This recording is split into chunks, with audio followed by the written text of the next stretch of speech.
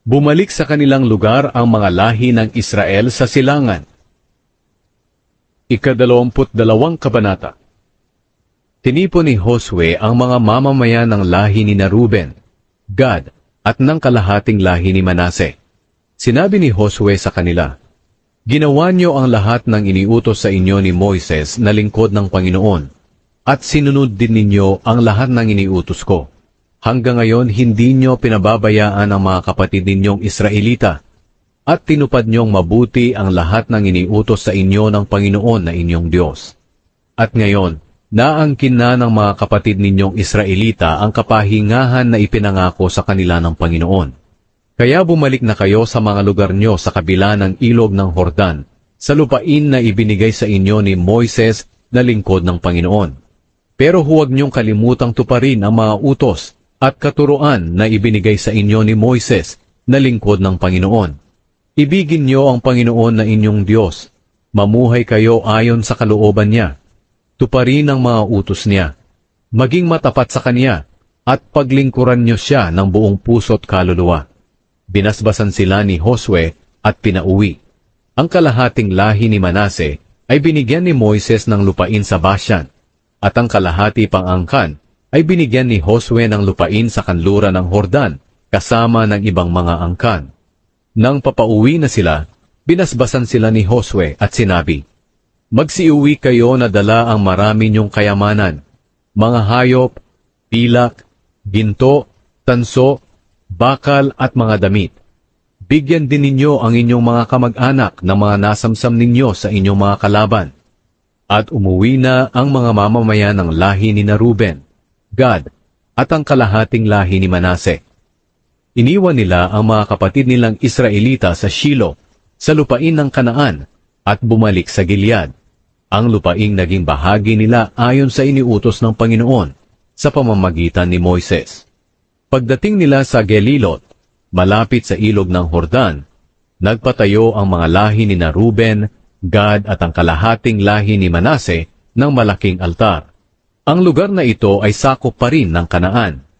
At nabalitaan ng ibang mga Israelita na nagpatayo ang lahi ni Ruben, Gad at kalahating lahi ni Manase ng altar sa hangganan ng Kanaan sa Gelilot, malapit sa ilog ng Hordan. Kaya nagtipon sila sa Shilo para makipaglaban sa kanila. Inutusan ng mga Israelita si Pinehas na anak ng paring si Eleazar na pumunta sa lahi ni Ruben, Gad at kalahating lahi ni Manase.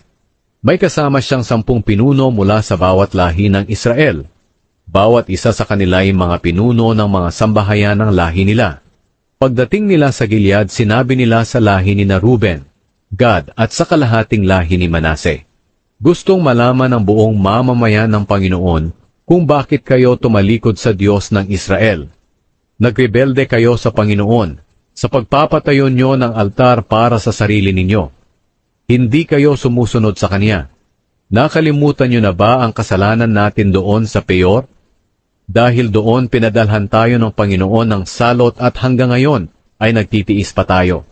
Hindi pa ba tayo natuto sa kamaliang iyon? At ngayon, nagtangka pa kayong tumalikod sa Panginoon.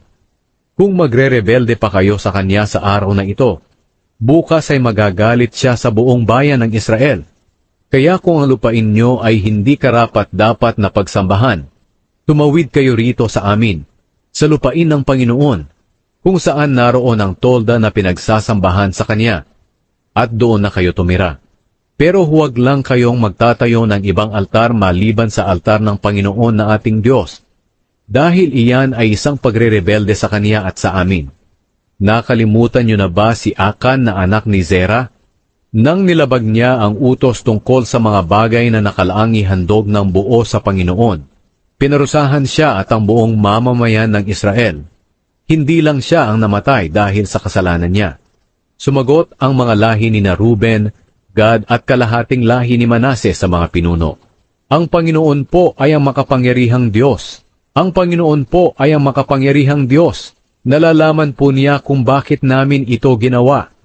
At dapat din ninyong malaman, kung nagrebelde kami, o kaya'y lumabag sa Panginoon, patayin niyo kami sa araw na ito. Kung nilabag namin ang Panginoon, dahil sa pagpapatayo namin ng sariling altar para alayan namin ang mga handog na sinusunog, handog bilang pagpaparangal sa Panginoon, o kaya'y handog para sa mabuting relasyon. Ang Panginoon sana ang magparusa sa amin. Ginawa namin ito dahil natakot kami na baka dumating ang panahon na sabihin ng mga kaapu-apuhan nyo sa mga kaapu-apuhan namin ng ganito, ano ang pakialam nyo sa Panginoon ang Diyos ng Israel? Ginawa na ng Panginoon na hangganan ng ilog ng Hordan para ihiwalay kayo sa amin. Kayong mga lahi ni na Ruben at Gad, wala kayong bahagi sa Panginoon. Baka ang mga kaapu-apuhan nyo ang siyang magpahinto sa mga kaapu-apuhan namin sa pagsamba sa Panginoon.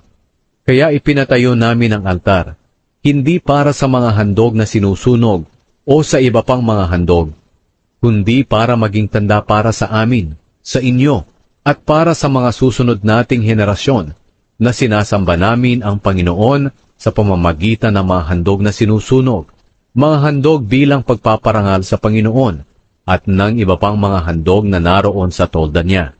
Kaya hindi makapagsasabi ang mga kaapu-apuhan nyo, sa mga kaapu-apuhan namin ang ganito, wala kayong pakialam sa Panginoon.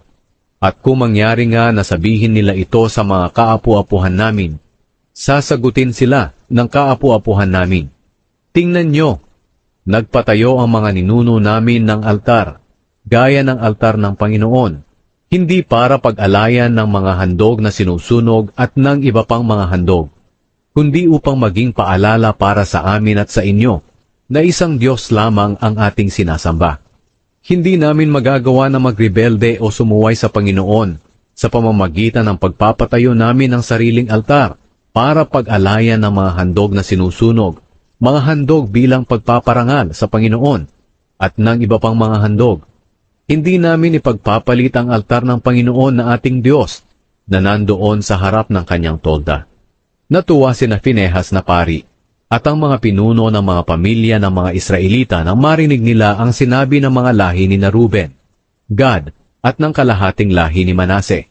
Kaya sinabi ni Finehas, anak ng paring si Eleazar, alam na namin ngayon na kasama natin ang Panginoon dahil hindi kayo nagrebelde sa Kanya. Niligtas niyo ang Israel sa parusa ng Panginoon. Pagkatapos, umuwi sa Kanaan si Finehas at ang mga pinuno, at sinabi nila sa mga Israelita ang pakikipag-usap nila sa mga lahi ni na Ruben at Gad.